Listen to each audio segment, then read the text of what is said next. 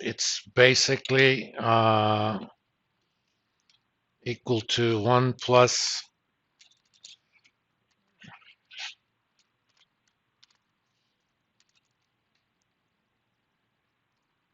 let's do this.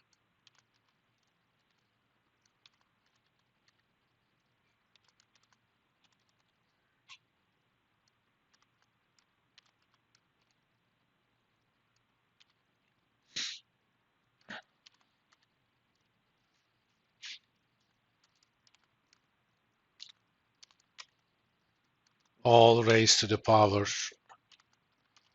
1 over t and minus 1.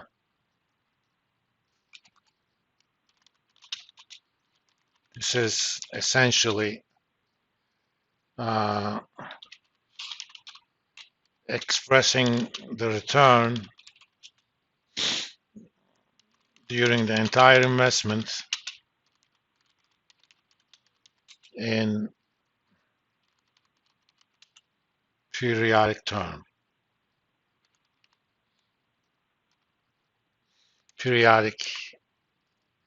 yeah.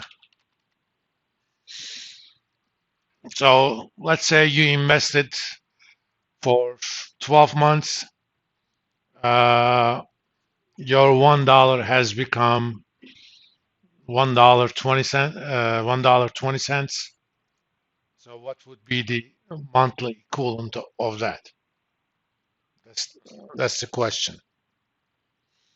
So let's do examples of this. Let's download prices for, let's say, this is an ETF that invests into smallest 2,000 stocks in Russell Index.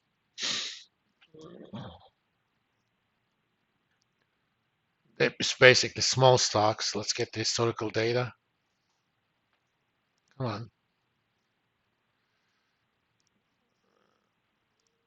It's available since 2000.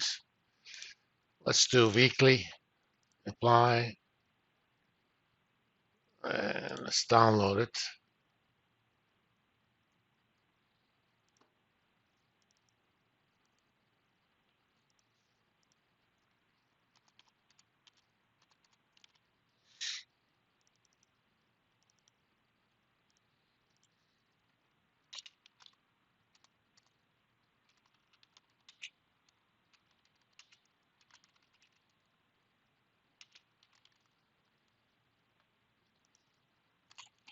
I shouldn't say index, it's ETF.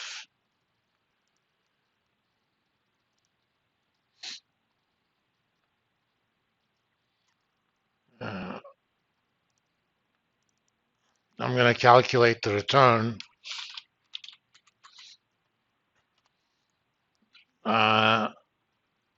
Since these things have dividends and stock splits, you should use the adjusted close.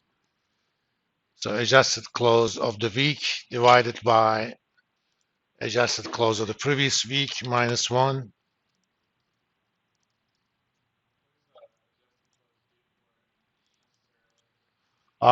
Here's what happens.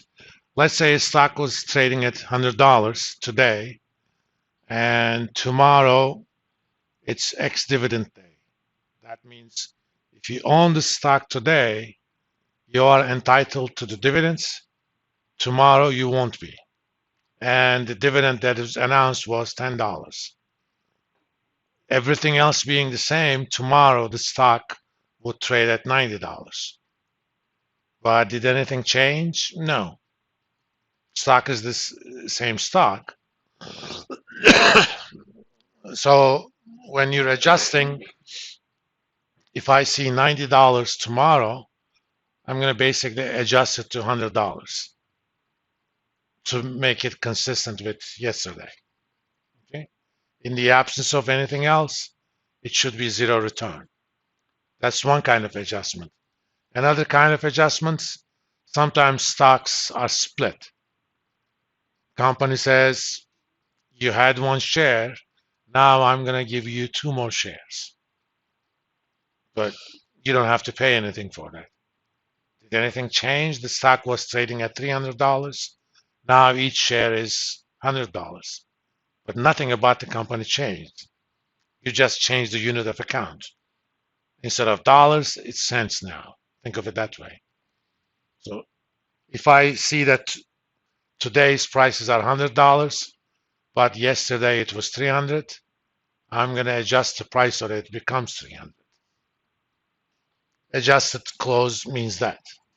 Adjusted for those.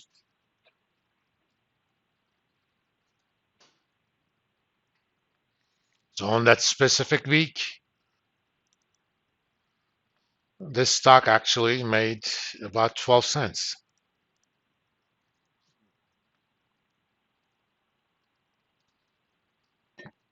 12%. So let me get all of these returns.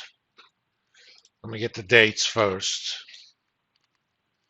to my Excel file here.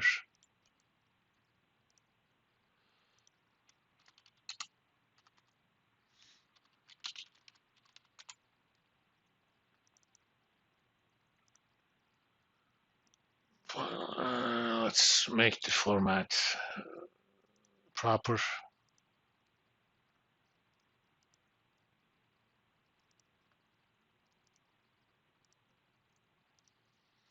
A lot of people may not know, Excel represents a date as, depending upon the option you have, number of days that has passed since January 1, 1904 or 1900.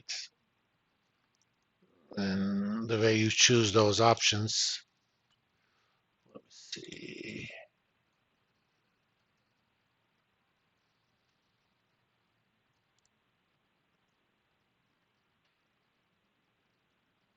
It's available somewhere.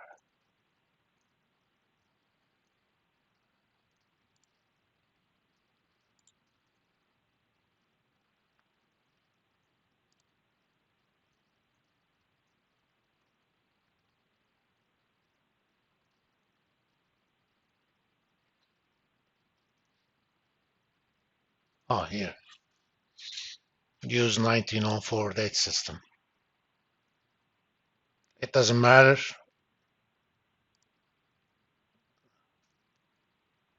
Oh, it does matter now.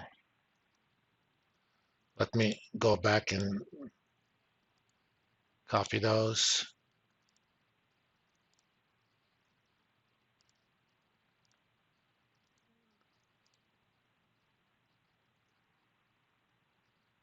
It should have mattered.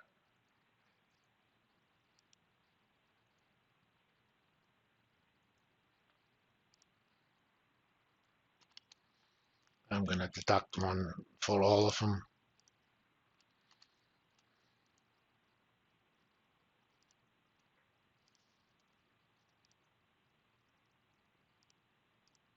Okay.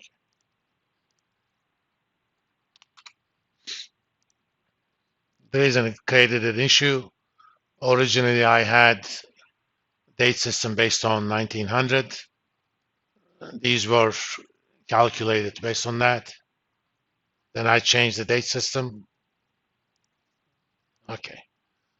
The reason 1904 is a little bit more convenient. There's something special about the year 1900. Anybody knows that by any chance? As far as the dating algorithm is concerned.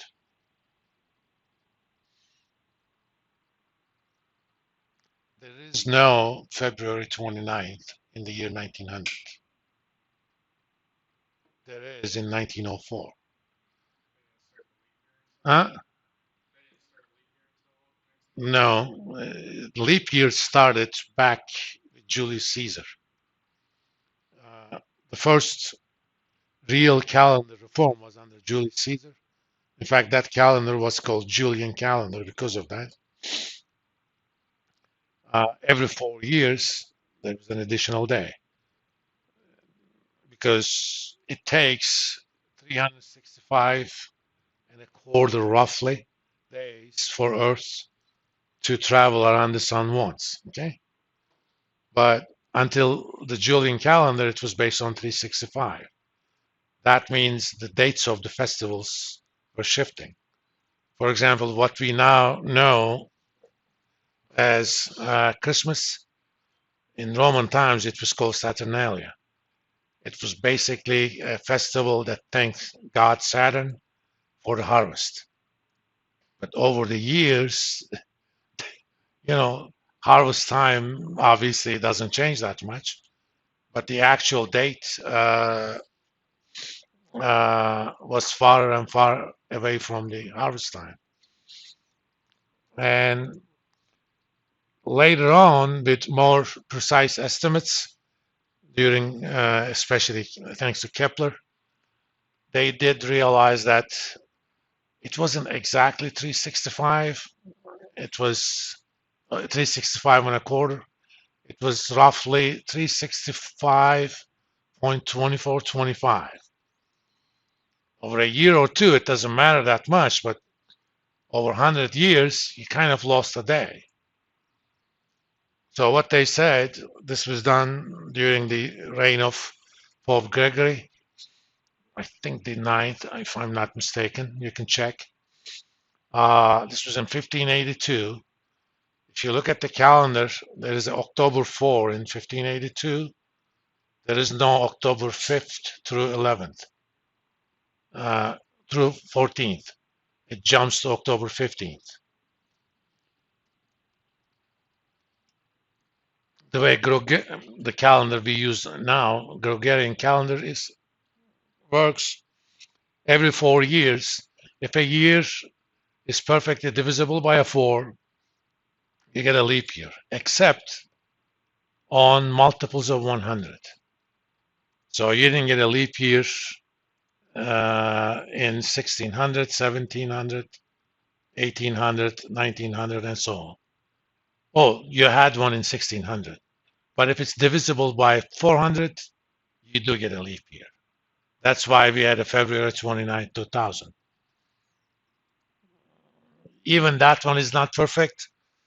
By year 3200, we're going to actually need to do one day adjustment.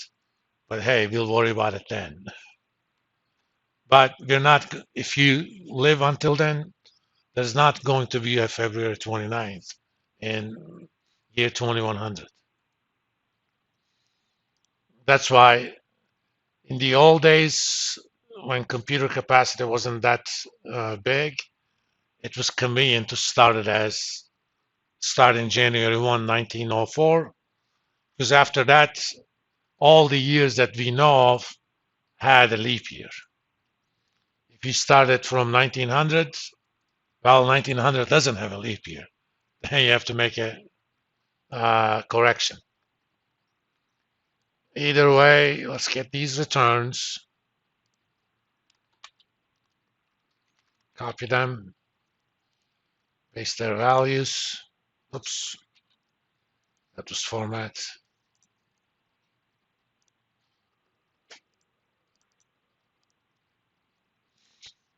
Okay, let me